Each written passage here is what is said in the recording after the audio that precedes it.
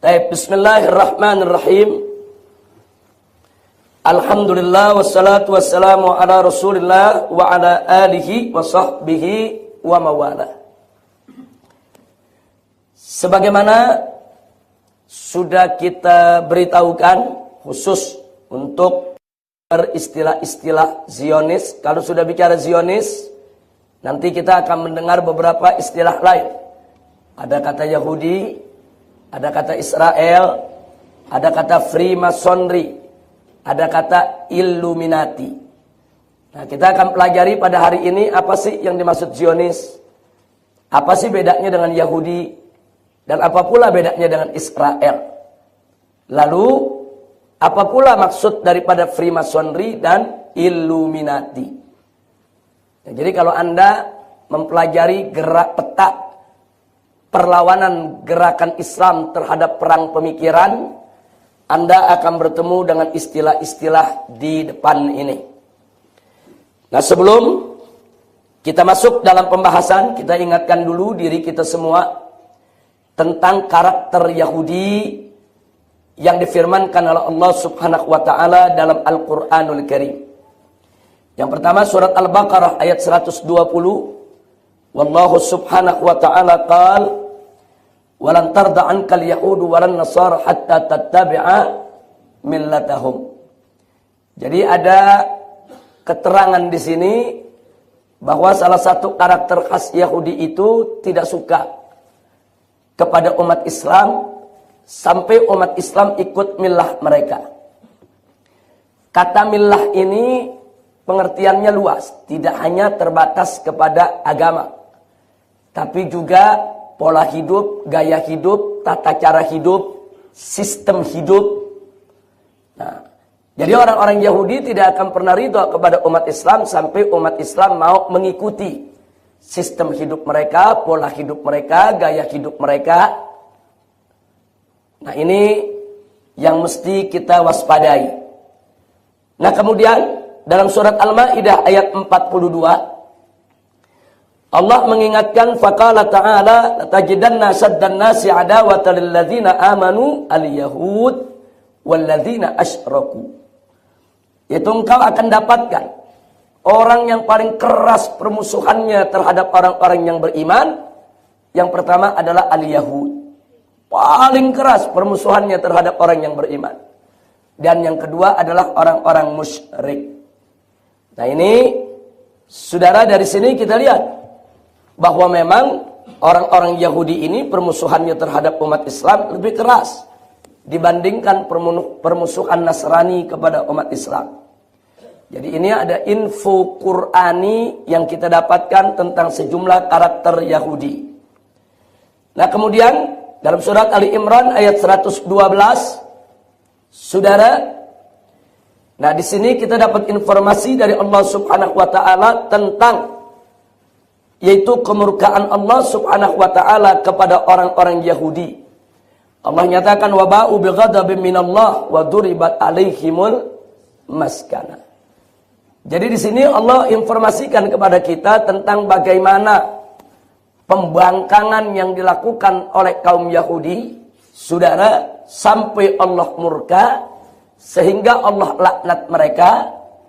Dan yang menariknya, salah satu kemurkaan Allah, saudara, yang terjadi terhadap orang-orang Yahudi, di mana mereka itu seumur hidupnya, saudara, akan kehilangan tempat tinggal dimanapun mereka berada. Dan ini terbukti. Nah, di mana orang-orang Yahudi itu, saudara, itu bagaikan anak-anak ayam yang kehilangan induk, hidup dalam perantauan di mana-mana negeri, nah, sampai tidak jelas lagi negeri mereka di mana, saudara. Ini semua sebagai balasan dari Allah Subhanahu wa taala akibat kekafiran mereka dan akibat perbuatan mereka yang suka membunuh para nabi. Dzalika bi annahum kanu yakfuruna bi ayatillahi wa yaqtuluna al-anbiya'i bighairi haqqin. Nah, dan sekarang mereka mendapat kehinaan. Di mana mereka berada, mereka mendapatkan kehinaan dari Allah Subhanahu wa taala. Terbukti sampai hari ini, walaupun negara Israel sudah tegak berdiri, saudara, Israel tidak akan pernah bisa hidup tenang, hidup nyenyak, hidup aman saudara, karena memang tanah yang mereka duduki adalah tanah bangsa Palestina, tanah rampasan. Nah, mereka di dunia ini nggak punya negeri, nggak punya negara, nggak punya tanah. Semua itu merupakan kemurkaan dari Allah Subhanahu wa Ta'ala. Beda dengan kita bangsa Indonesia, kita punya negeri. Negeri kita bukan negeri rampas dari bangsa lain, saudara.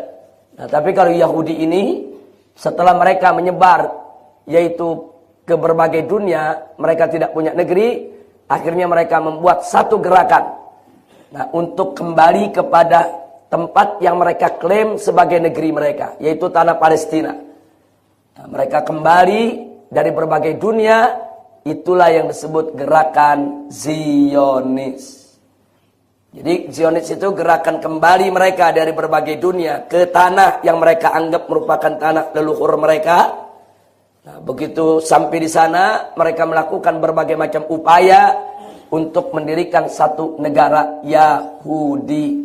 Gerakan itu disebut sebagai gerakan Zionis. Nah, karena itu mari kita lihat, sebelum kita masuk ke pembahasan yang lebih panjang lagi, kita lihat beberapa istilah. Ada istilah Israel. Israel ini nama Nabi Yakub.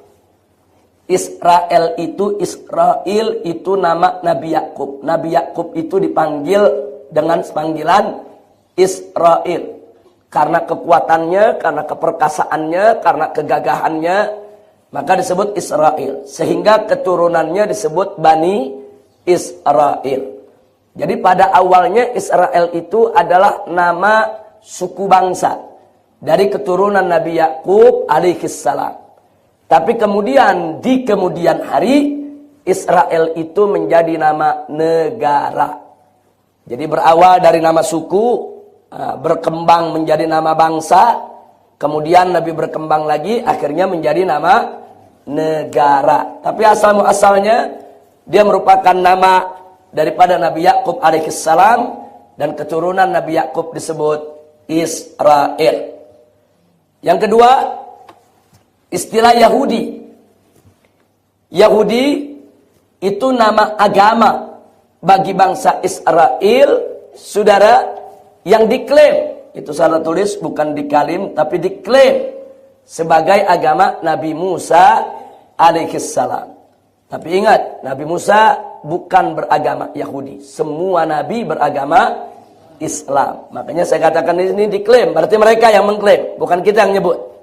Jadi orang-orang Yahudi ini mengklaim Yahudi ini adalah agamanya Nabi Musa, saudara, yang diperuntukkan khusus untuk bangsa Israel. Nah, jadi dari sini kita bisa lihat apa beda Israel dengan Yahudi. Israel nama suku bangsa, Yahudi nama agama. Nah, baik. Kalau pertanyaannya kenapa Yahudi dan Israel sering diidentikan? Karena memang orang-orang Israel sendiri, orang Yahudi sendiri punya keyakinan bahwa agama Yahudi itu khusus untuk bangsa Israel, tidak untuk bangsa yang lainnya. Jadi setiap Israel harus jadi Yahudi, dan Yahudi itu hanya untuk bangsa Israel. Sehingga di kemudian hari Israel dan Yahudi itu menjadi identik. Jadi orang kalau dengar Israel, Yahudi, Yahudi, ya Israel, itu menjadi identik. Walaupun sebetulnya Israel itu adalah nama suku bangsa, sedangkan Yahudi nama agama. Nah, baik. Yang ketiga, ada istilah Zionis. Nah, Zionis ini ialah gerakan politik Yahudi untuk membangun kerajaan Israel Raya. Nah, itu yang tadi saya ceritakan. Begitu mereka terusir kemana-mana, apalagi di zaman Hitler, itu pasukan Nazi mengejar-ngejar bangsa Yahudi. Dimanapun mereka berada, mereka dikejar, mereka dibunuh. Saudara, mereka lari ke Inggris dikejar, mereka lari ke Prancis dikejar, mereka lari ke Eropa, di mana-mana dikejar. Jadi tentara Nazi tidak peduli, pokoknya di mana ada Yahudi mereka kejar. Nah, mereka kejar dan mereka bunuh. Banyak orang-orang Yahudi yang dibunuh. Nah, akhirnya Kemana mereka mencari perlindungan ketika itu? Akhirnya mereka mencari perlindungan di negeri Islam. Di khilafah Turki Utsmani, saudara, yang ketika itu dipimpin oleh Sultan Abdul Hamid, saudara. Dan begitu mereka masuk ke negeri Islam, mereka aman. Tidak ada tentara Eropa yang berani mengejar mereka. Nah, jadi ini sejarah yang mencatat. Bangsa Yahudi dikejar-kejar oleh bangsa Eropa, dikejar-kejar oleh umat Nasrani. Yang kejar-kejar mereka Nasrani. Umat Nasrani mengejar-kejar Yahudi. Mereka dibunuh di sana, dibunuh di sini. Ini dendam sejarah, saudara. Karena Yahudi ini dianggap oleh Nasrani sebagai pembunuh Nabi Isa alaihissalam. Nah, walaupun kalau kita versi Islam, mereka tidak berhasil membunuh Nabi Isa alaihissalam. Nabi Isa diselamatkan oleh Allah. Tapi dalam versi Nasrani, Nabi mereka dibunuh oleh Yahudi. Ini dendam sejarah. Jadi jangan Anda pikir Nasrani dan Yahudi itu kompak-kompakan. Tidak, mereka bermusuhan. Ini dendam sejarah. Nah, jadi begitu mereka merasa berkuasa, diprovokasi oleh Hitler, akhirnya Yahudi menjadi bulan-bulanan umat Nasrani di seluruh tanah Eropa, khususnya mereka dikejar dan dibunuh oleh pasukan Nazi. Jadi Hitler itu anti-Yahudi. Nah, dikejar-kejar, banyak yang mati. Nah, akhirnya kemana mereka lari? Ke negeri Islam. Akhirnya Sultan waktu itu Khalifah mempersilahkan mereka masuk ke tanah Palestina untuk tinggal di sana dan diberikan jaminan keamanan dengan syarat mereka tidak mengganggu negara Islam. Mulai saat itu mereka hidup aman di bumi Palestina. Nah, begitu mereka hidup aman, nah, mulai berketurunan, dan mulai mereka punya pikiran-pikiran lain. Nah, karena mereka merasa ini kan Palestina, ini kan buminya Nabi Musa. Nah, kalau bumi Nabi Musa berarti bumi kita. Karena Nabi Musa itu nabi yang dimuliakan oleh bangsa Israel, Yahudi. Nah, di sini saudara, mereka mulai membuat wacana-wacana di kalangan mereka. Kalau gitu kita bangsa Yahudi, bangsa Israel harus punya negara. Bagaimana cara mereka punya negara? Nanti kita lihat politik yang mereka mainkan. Pertama, mereka undang orang-orang Yahudi di berbagai negara yang masih ada di Amerika, yang masih ada di Eropa Timur, yang ada di Eropa. Mereka kasih kabar, kita aman di Palestina. Nah, supaya orang-orang Yahudi itu datang. Dan ternyata berhasil. Orang-orang Yahudi berbondong-bondong datang dari seluruh dunia menuju Palestina. Karena memang mereka mencari keamanan. Mereka hidup di Eropa, banyak yang ganti nama, banyak yang mengganti identitas, banyak yang pura-pura jadi Kristen masuk ke gereja supaya nggak diketahui kalau identitas mereka itu Yahudi. Jadi mereka banyak menyusup. Nah, kenapa? Karena mereka tidak aman. Mereka tidak bisa hidup dengan identitas asli mereka. Nah, makanya kalau mereka ingin hidup dengan identitas asli mereka, jalannya cuma satu, hidup di negara Islam. Makanya Islam ini rahmatan lil alamin. Nah, akhirnya bangsa Yahudi dari mana-mana datang, mereka masuk rame-rame ke Palestina. Nah, Sultan Abdul Hamid melihat gelagat-gelagat sedemikian rupa, kemudian mengeluarkan satu aturan. Orang Yahudi sebanyak apapun boleh tinggal di negeri Islam, tapi tidak boleh beli tanah Palestina. Jadi mereka mengirim para orang-orang kaya mereka menghadap ke Sultan supaya diizinkan membeli tanah di Palestina. Mereka ingin beli sekian hektar, ingin membangun perkampungan Yahudi. Ini ditolak oleh Sultan. Ini ditolak oleh Sultan. Nah, jadi sebetulnya Sultan Abdul Hamid waktu itu tegas, Anda boleh hidup di negeri kami, silakan, bebas, mau cari nafkah, makan, mau jadi orang kaya, tapi jangan memiliki tanah negeri Islam. Itu yang dilarang. Nah, akhirnya mulai saat itu, mereka mulai melakukan kelompok-kelompok yang membuat suasana menjadi tidak nyaman. Mereka melakukan gerakan terorisme. Mereka melakukan penculikan. Mereka melakukan pembunuhan.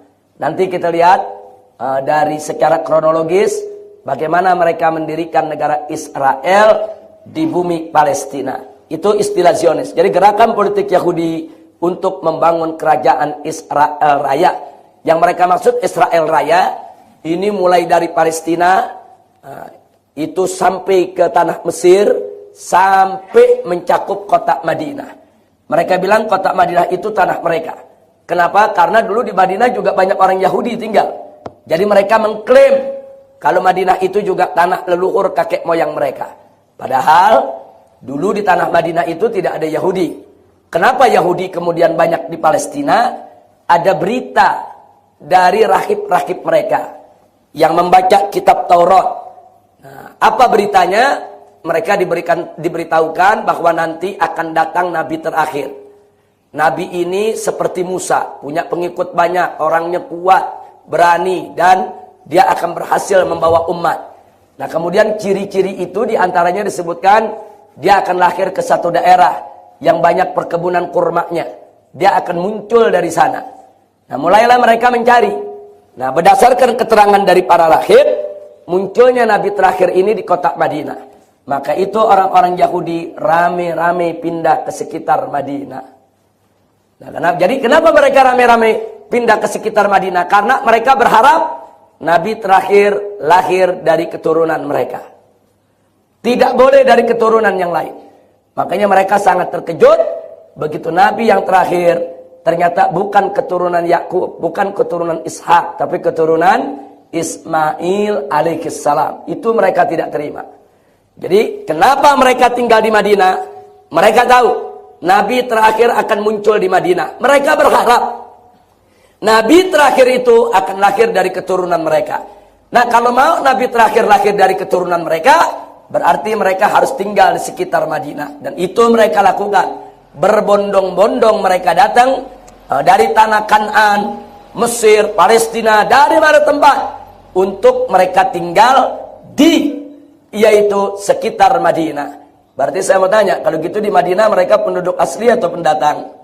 Pendatang. Tapi saat ini mereka bilang enggak. Madinah tanah asli kami.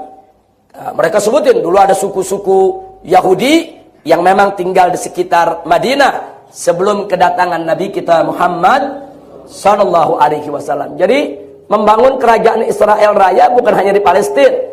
Mereka ingin kuasai seluruh jazirah Arab, termasuk sebagian daripada jazirah Afrika, khususnya Mesir, yang mereka anggap itu tanah leluhur mereka.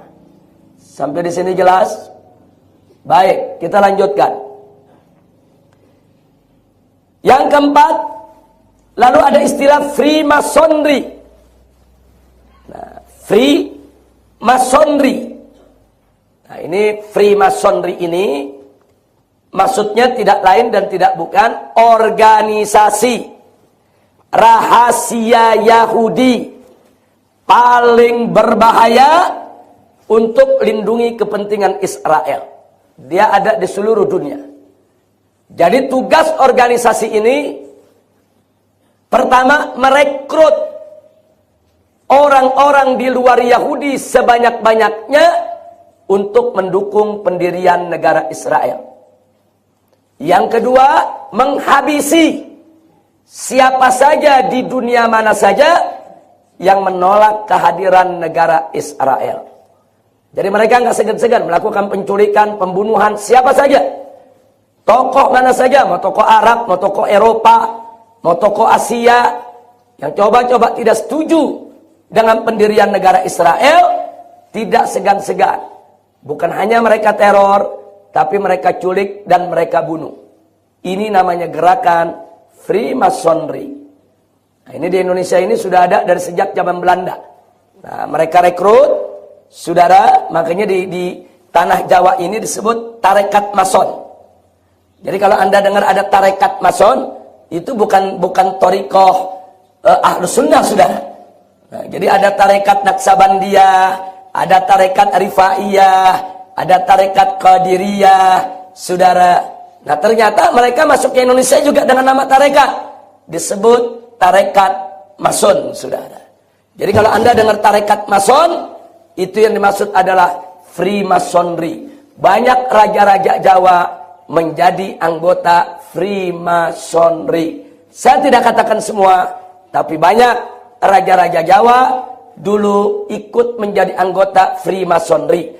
Dan banyak tokoh-tokoh nasional, saudara, bahkan yang tercatat sebagian menjadi pahlawan kemerdekaan Indonesia yang juga menjadi anggota Freemasonry. Prinsip mereka adalah dukung berdirinya negara Israel. Itu prinsip mereka. Baik. Kemudian kita lihat yang kelima, ada yang disebut Illuminati. Nah, Illuminati ini adalah konspirasi Yahudi internasional untuk membangun NOS atau NWO atau NOA. Nanti kita jelaskan maksudnya. Tapi kalau bahasa Indonesianya, istilahnya tatanan dunia baru. Anda kalau dengar berita di RCTI, di TV One, dengar berita di TVRI, atau baca Kompas, atau baca koran Tempo, atau majalah, kadang-kadang ada pejabat mengatakan, kita menuju tatanan dunia baru. Kita sedang membangun tatanan dunia baru. Tatanan dunia baru tidak lain dan tidak bukan adalah kerajaan Yahudi internasional. Nah, jadi kalau mereka kadang-kadang mengatakan masyarakat internasional tidak setuju dengan ini. Yang dimaksud masyarakat internasional adalah masyarakat Freemasonry dan Illuminati yang sudah berkolaborasi dan berkonspirasi untuk membangun tatanan dunia baru. Nah, jadi Anda kalau udah di sini ini nggak main-main. Ini Zionis ini gerakannya bukan gerakan tingkat kelurahan. Bukan gerakan tingkat kecamatan, bahkan bukan gerakan tingkat satu negeri, tapi gerakan internasional. Nah, inilah beberapa istilah yang perlu Anda ketahui. Nah, sekarang beberapa lambang, sepintas saja supaya Anda ketahui. Di antara lambang-lambang Yahudi, lihat. Nah, ini ada segitiga, di tengahnya ada bintang David, segitiga. Kalau dua, satu terbalik, itu menjadi bintang David, bintang 6. Bintang 6 itu lambang Zionis. Nah, kemudian lihat lagi mata satu. Ini juga lambang Zionis. Jadi beberapa grup band di Indonesia pakai lambang mata satu. Ini grup Zionis. Mata satu ini lambang Dajjal. Mata satu ini lambang Dajjal. Jadi Nabi sudah kasih tahu dari jauh-jauh hari bahwa nanti akan datang Dajjal di tengah aku punya umat. Salah satu cirinya adalah bermata satu. Dan luar biasa menariknya. Nabi mengatakan begitu 15 abad yang lalu. Belakangan saudara, ternyata gerakan Zionis yang menggunakan lambang mata satu. Anda kalau ambil duit dolar Amerika, ini lambangnya. Lambangnya mata satu seperti ini. Bentuk piramid, ada mata satunya. Silakan Anda ambil uang $1. Lambangnya adalah lambang Zionis. Nah, kemudian ini seperti jangkar, ini juga lambang Zionis. Jadi kenali, ini merupakan lambang-lambang Zionis. Ini lambang jangkar, di atasnya ada mata satu. Jadi kalau Anda menemukan lambang-lambang ini merupakan lambang gerakan Zionis internasional. Baik, kita lanjutkan. Bagaimana gerakan yang dilakukan oleh Israel sampai menjadi sebuah negeri? Singkat saja.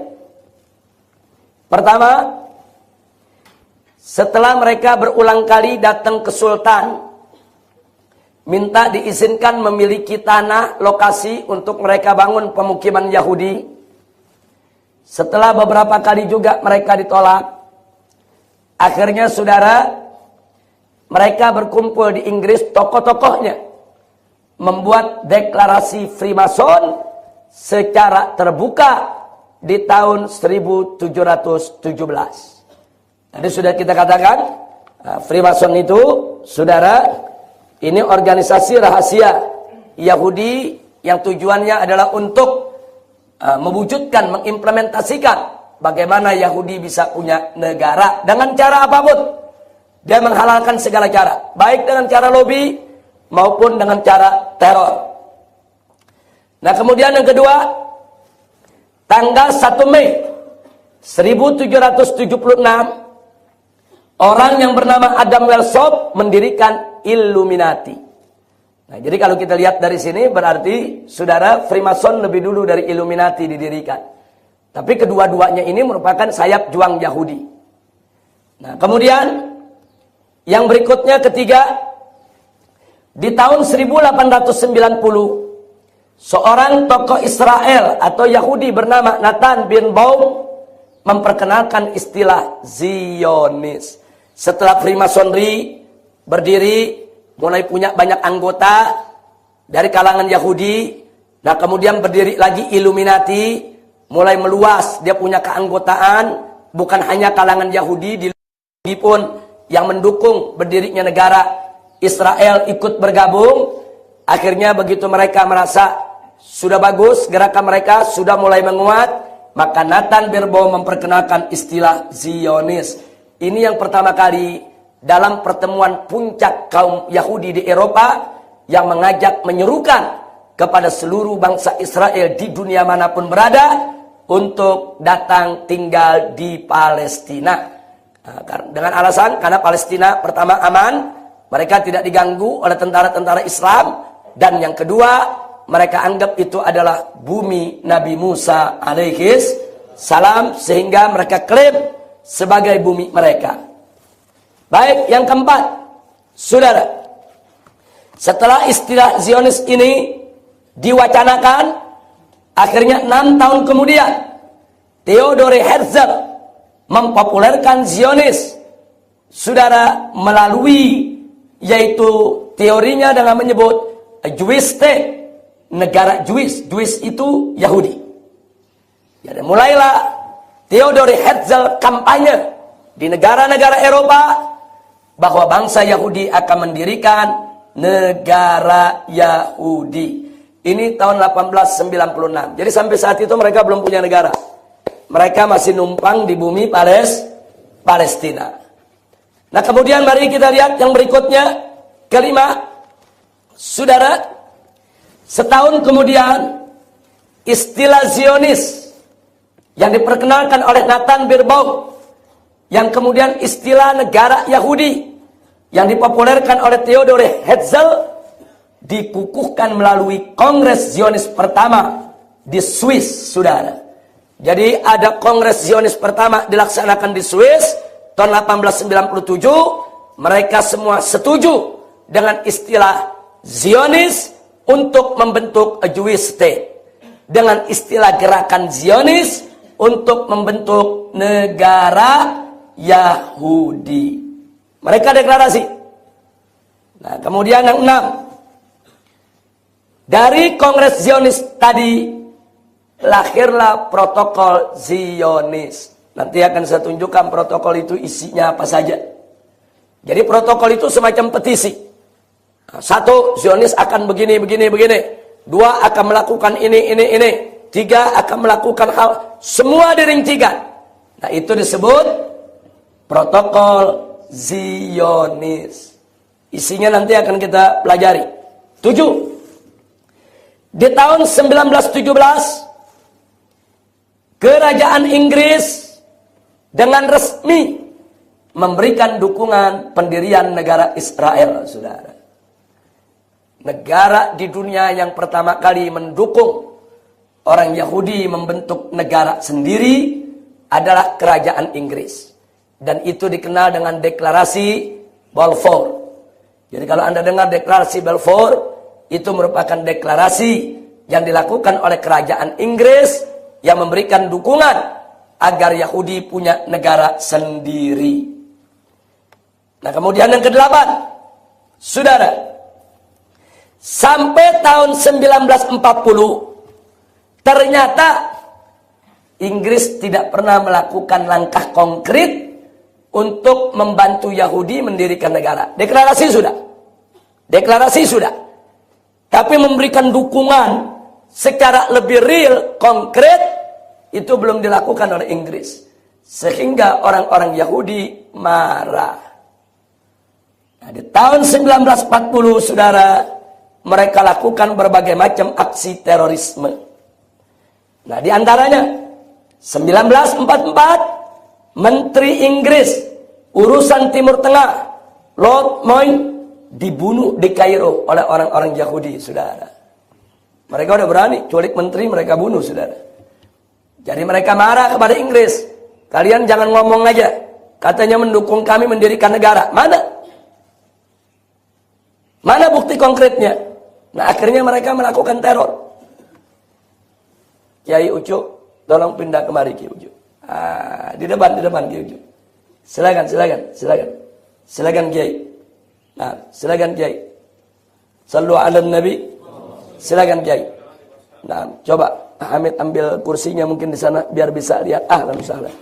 Nah, dipindah ke sana mungkin biar bisa lihat apa namanya. Sebelah situ. Silakan Kiai. Iya. Enggak di sana Pak Kiai. Biar bisa lihat layar. Silakan. Ya. Jadi selamat datang kepada Kiai Haji Sunan Nasai. Ini biasa disebut Ajangan Ucu, saudara, beliau dari Kiapus, Bogor. Baik, kita lanjutkan. Enggak sampai di situ. Di tahun 1946, markas militer Inggris di Yerusalem diledakkan sehingga 91 tentara Inggris tewas, 46 luka, saudara. Saya tanya, ini gerakan terorisme bukan? Terorisme. Mereka ledakan, saudara. Nah, jadi mereka minta kepada Inggris, kan tentara Inggris udah mulai masuk Palestina. Kesultanan udah mulai goyang, saudara. Di tahun 1917 goyang, 1926 kesultanan bubar. Jangan lupa itu. Nah, begitu bubar, Palestina dikuasai oleh Inggris. Sekarang Yahudi minta, ini kan tanah Palestina udah nggak dikuasai sama khilafah Islam. Kan khilafah Islam udah bubar. Bubar 26 atau 28 itu. Antara 1926 1928, saudara. Keruntuhan Turki Utsmani. Nah, jadi begitu runtuh, saudara, nah ini Prancis, Inggris, ini bagi-bagi daerah. Palestina dikuasai oleh Inggris. Inggris bikin markas militer di sana, saudara. Nah, karena itu orang-orang Yahudi ini nagih janji. Jadi mereka bilang, dulu tahun 1917, saat Palestina dikuasai oleh umat Islam, kan Inggris janji mau mendukung, yaitu pendirian negara Israel 1917. Saat kekhilafahan Islam masih tegak. Nah, sekarang kekhilafahan Islam udah nggak ada. Tahun 28. Nah, kenapa Inggris tidak memberikan mereka itu tanah?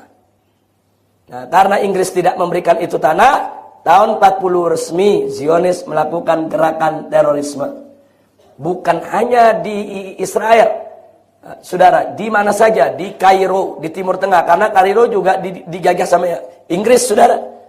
Nah, di Kairo pejabat Inggris dibunuh, di London pejabat Inggris dibunuh, saudara. Kemudian markas militer mereka di Yerusalem diledakkan. Ini yang dilakukan oleh Israel. Akhirnya, saudara, dengan gerakan teroris yang sangat mengganggu Inggris, banyak pejabat Inggris yang dibunuh, diculik, dibunuh. Dan gerakan ini gerakan bawah tanah.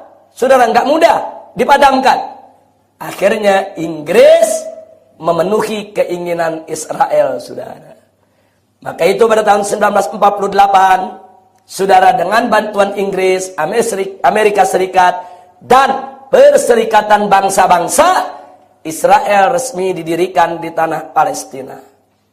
Resmi. PBB yang menyetujui, saudara. Dan sejak saat itu negara Eropa satu persatu mengakui Israel sebagai negara.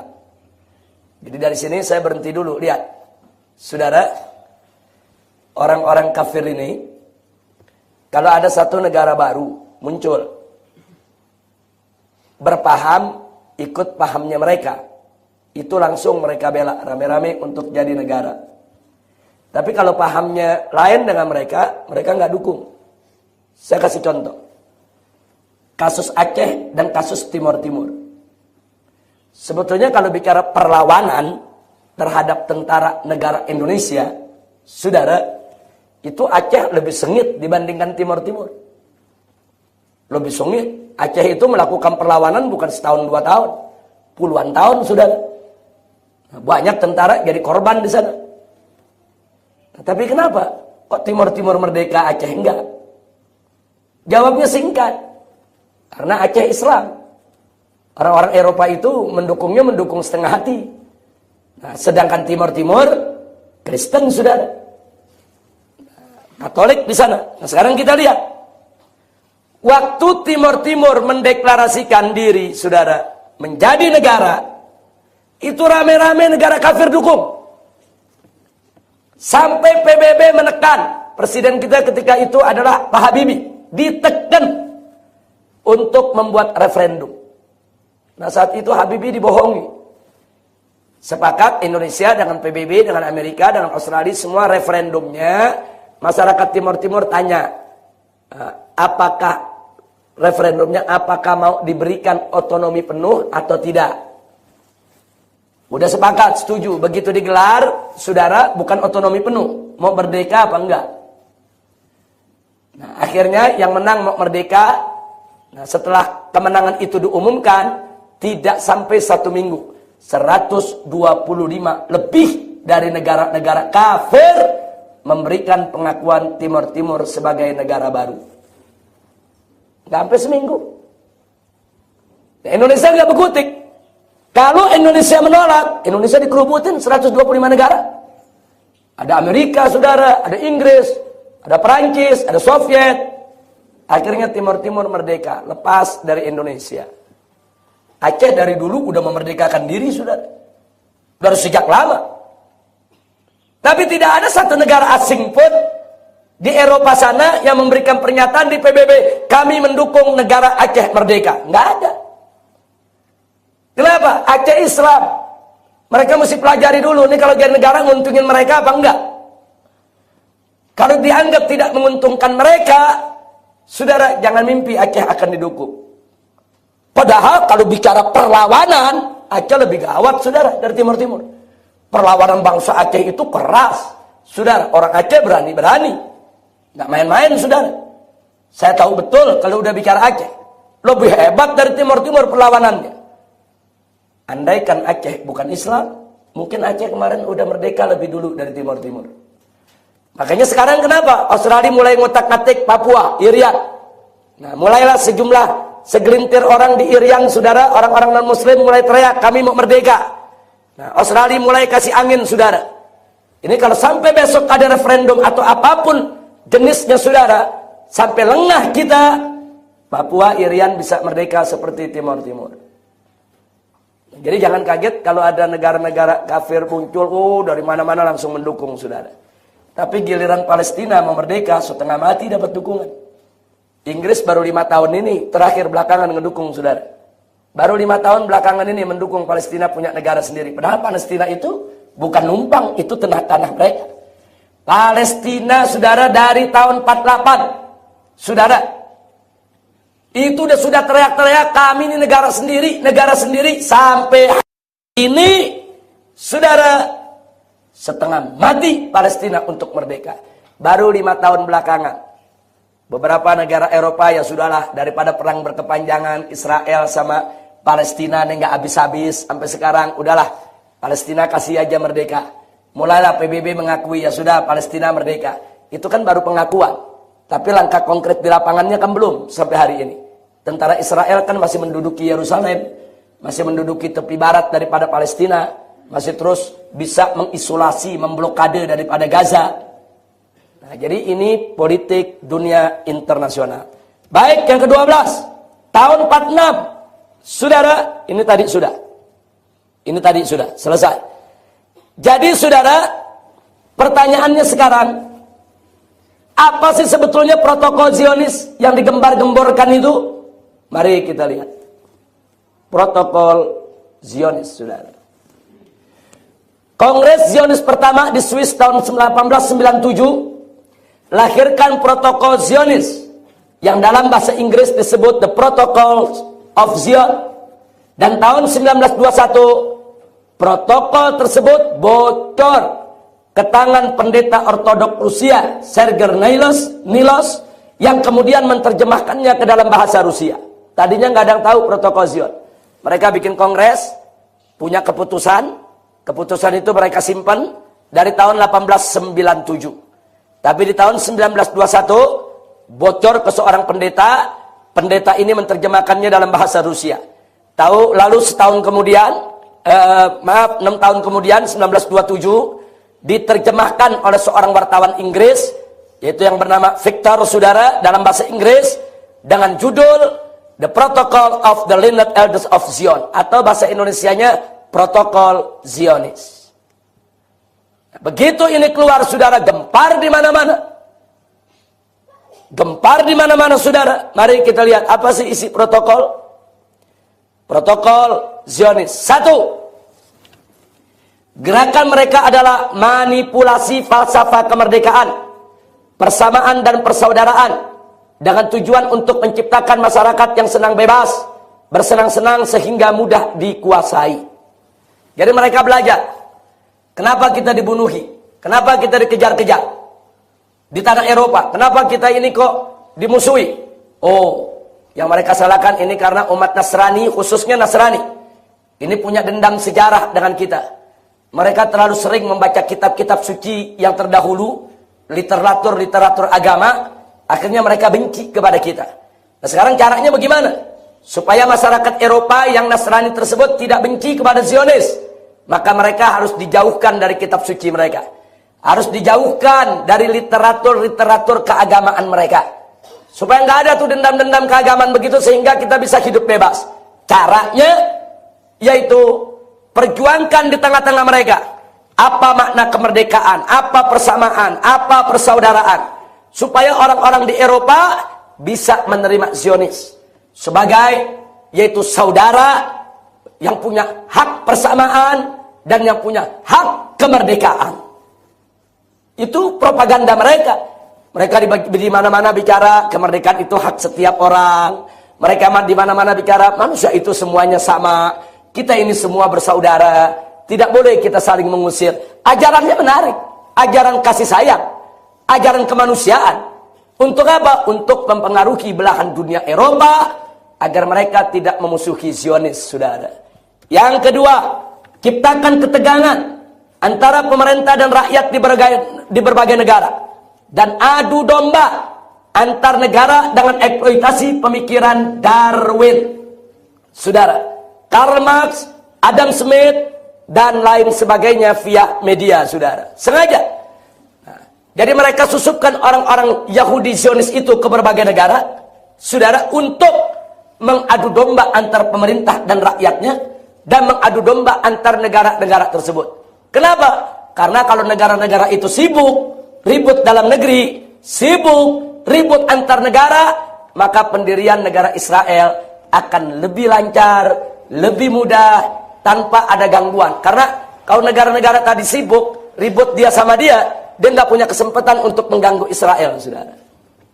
Jadi perhatikan itu. Nah, seperti Darwin, saudara, teori Darwin, evolusi katanya manusia berasal dari monyet. Nah, saudara, Darwin ini Yahudi. Sengaja dia sebarluaskan manusia itu dari monyet.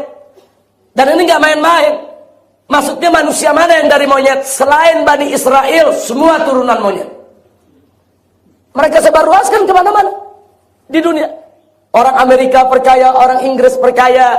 Ini dikatakan kebenaran saintis. Ini kebenaran sains, saudara. Disebarluaskan. Tapi di belakang itu, mereka mentertawakan umat manusia, saudara. Karena bagi orang-orang Yahudi, saudara, manusia keturunan Adam yang asli hanya Bani Israel. Mereka mengatakan nahnu abnaullah, kami adalah anak-anak Tuhan, kami adalah anak-anak Allah. Ini bangsa manusia di luar Yahudi, di luar Israel, diciptakan oleh Allah hanya untuk melayani Yahudi. Makanya mereka disebut goyum atau disebut goyim, saudara. Jadi semua selain Yahudi, kita ini bangsa Indonesia, bangsa Asia, Eropa, kita disebut goyim atau goyum. Artinya goyum, kita ini wujudnya manusia, hakikatnya kita binatang, bukan manusia. Kita ini hanya keturunan monyet-monyet. Nah, jadi kalau namanya keturunan monyet, kita binatang, kita boleh diburu, kita boleh dibunuh, kita boleh dibohongi, kita boleh diperlakukan apa saja sesuka hati Yahudi.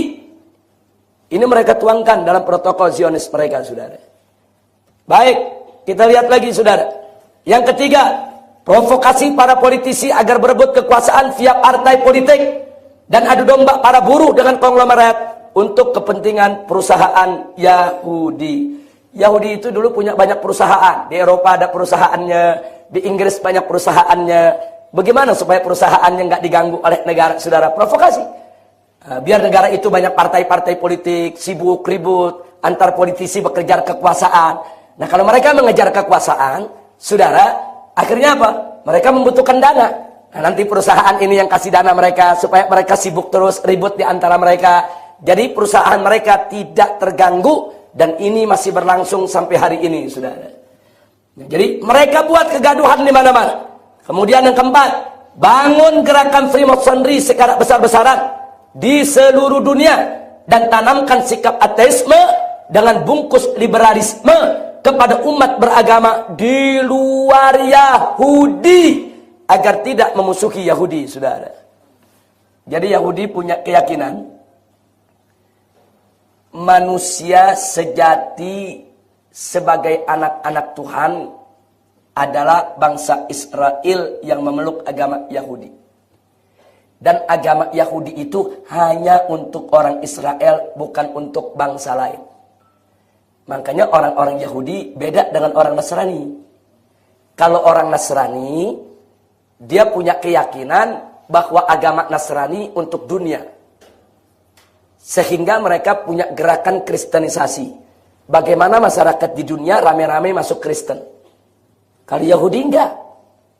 Mereka enggak butuh orang masuk Yahudi. Karena bagi mereka, kalaupun orang lain masuk agama Yahudi, enggak ada artinya. Bagi mereka ini cuma monyet pada keturunan. Ini semua keturunan monyet. Mau agama apapun ya monyet, binatang. Jadi bagi mereka, manusia itu ya hanya bangsa Israel. Yang beragama itu hanya Israel dengan agama Yahudi. Selain itu semua bukan agama.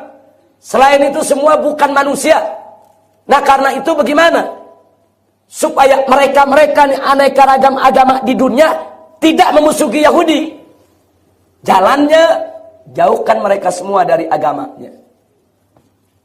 Jadi Yahudi itu yang mau dijauhkan agama bukan umat Islam aja, bukan. Orang Kristen dijauhkan dari gereja.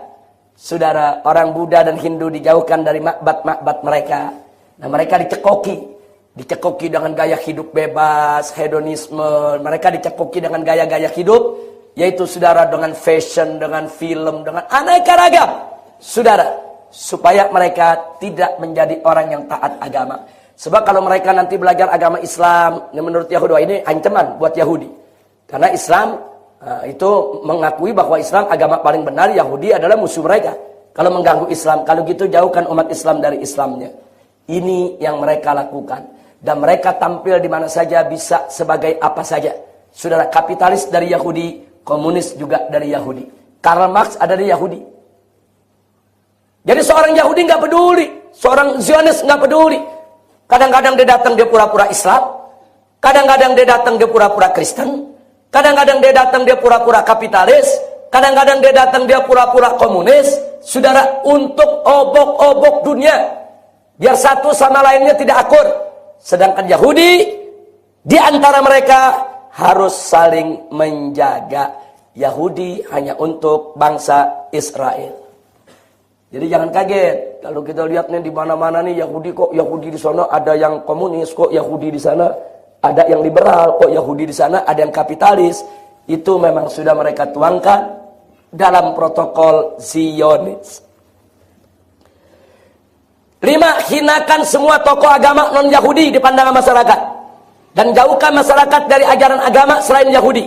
Serta ciptakan pertikaian antar umat beragama di luar Yahudi.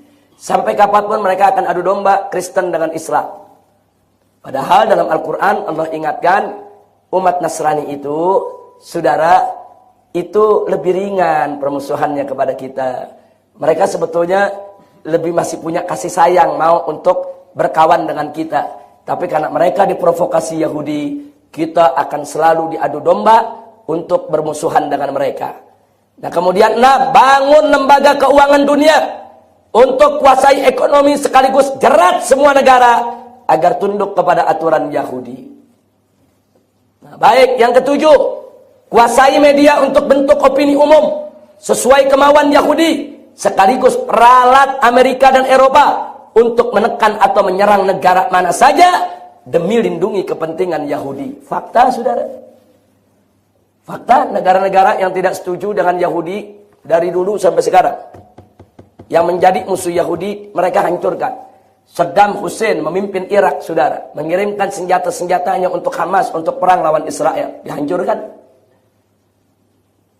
Kemudian Mubarak, saudara, Mubarak presiden Mesir, saudara, menutup mata, dimasukkan itu segala keperluan Hamas lewat perbatasan, saudara, pura-pura dia nggak tahu.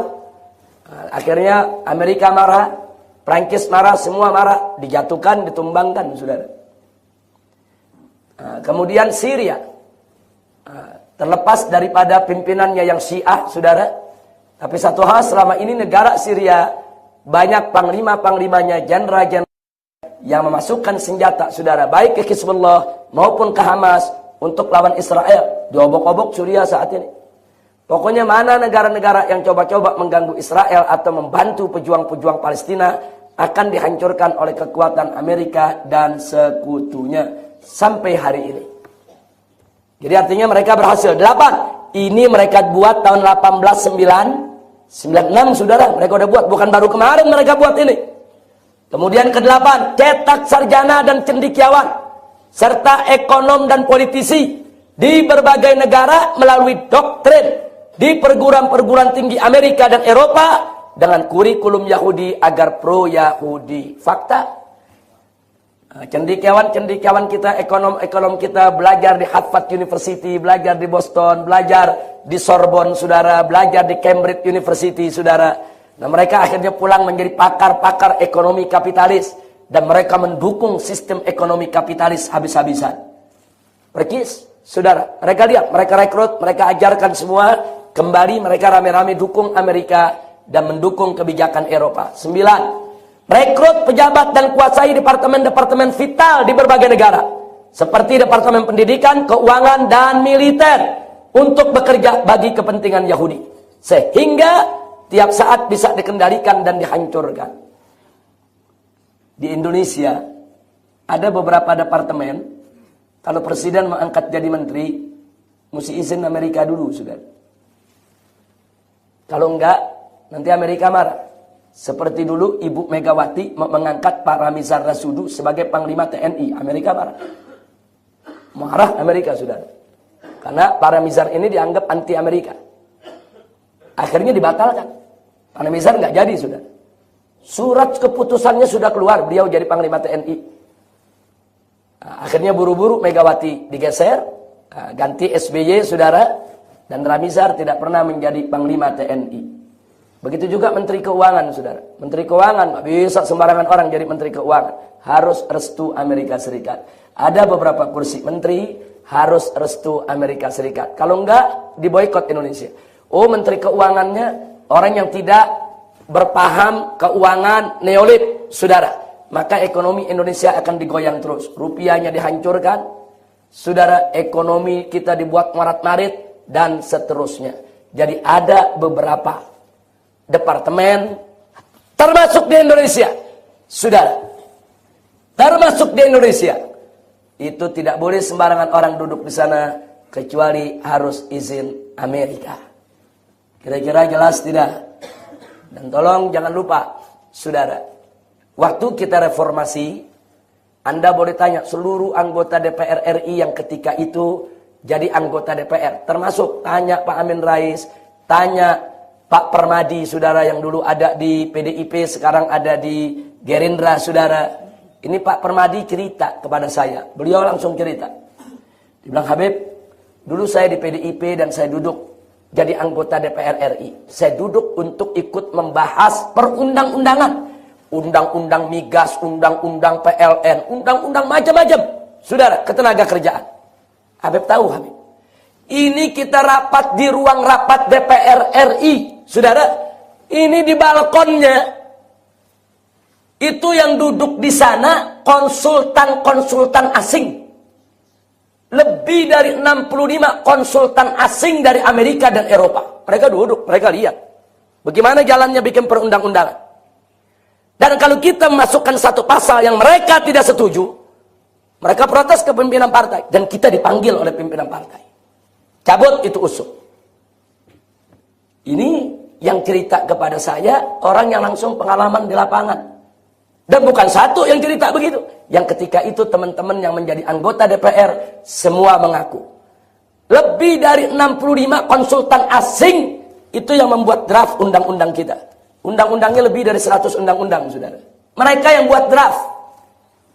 Jadi mereka yang buat draftnya itu undang-undang, lempar ke DPR. Orang DPR tinggal ngetok palu. Ini setuju, ini nggak setuju.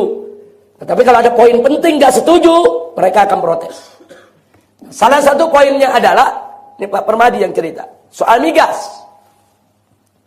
Di situ ada pasal, kalau perusahaan asing berselisih, katakan wan prestasi dengan pemerintah Indonesia, maka harus diselesaikan melalui mahkamah internasional. Ini ditolak oleh anggota dewan, termasuk Pak Permadi. Nggak bisa. Ini mengganggu kedaulatan hukum kita, kedaulatan peradilan kita.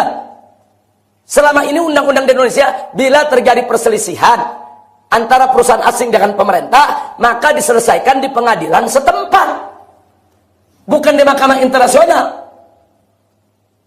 Pak Permadi dan kawan-kawan ngotot, nggak bisa, saudara. Dipanggil oleh pimpinan partai, disidang, saudara, dipaksa untuk menyetujui, saudara. Akhirnya undang-undang yang keluar itu bunyinya. Jadi kalau ada pertikaian antara perusahaan asing dengan pemerintah, diselesaikannya di mahkamah internasional. Bodoh betul kita bikin undang-undang macam itu. Karena yang bikin undang-undang orang Indonesia semua, saudara.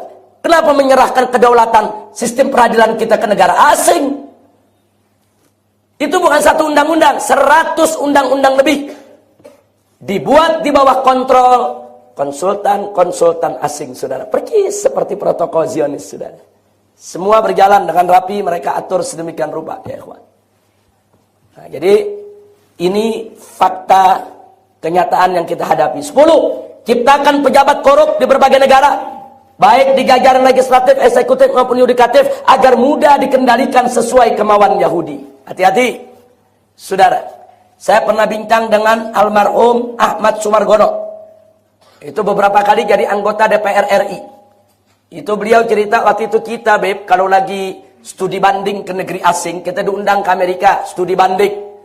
Itu begitu studi banding, kita melakukan studi banding normal, studi banding politik, ekonomi, dan lain sebagainya.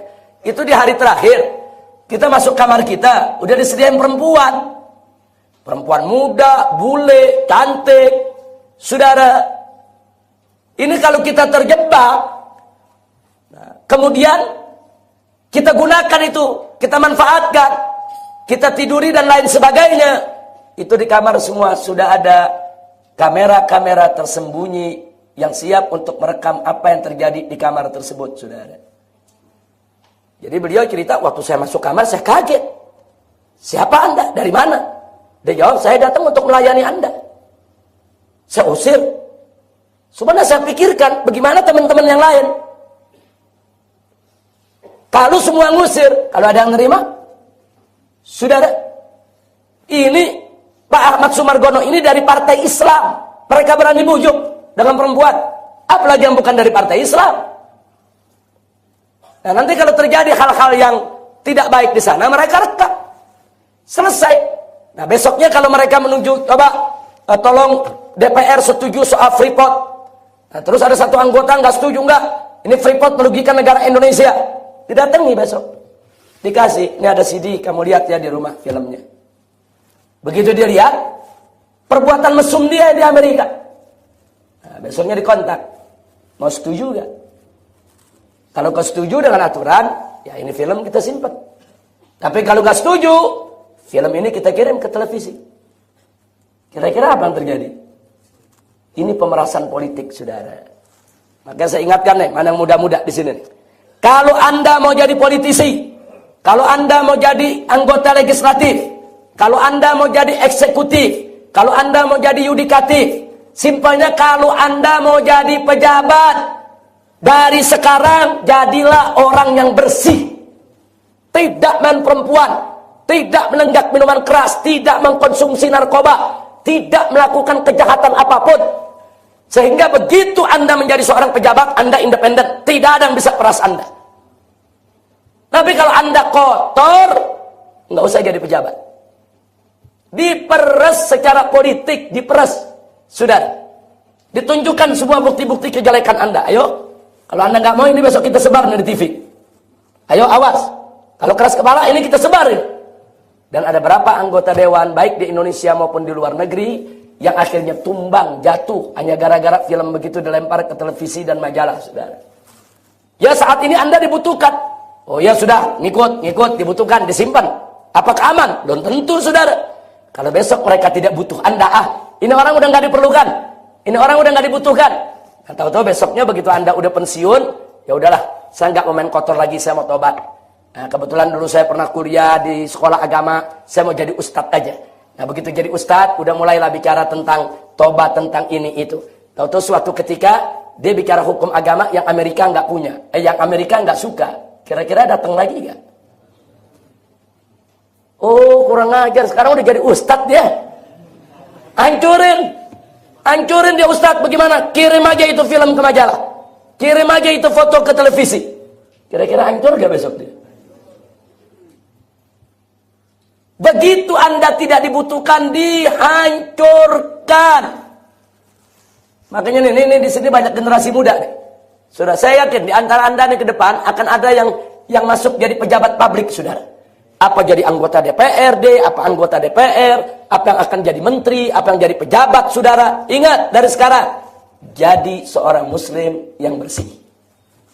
Jadi seorang muslim yang bersih, yang orang nggak punya cacat untuk Anda. Tutup. Jadi besok begitu Anda jadi pejabat, nggak ada yang bisa peres Anda.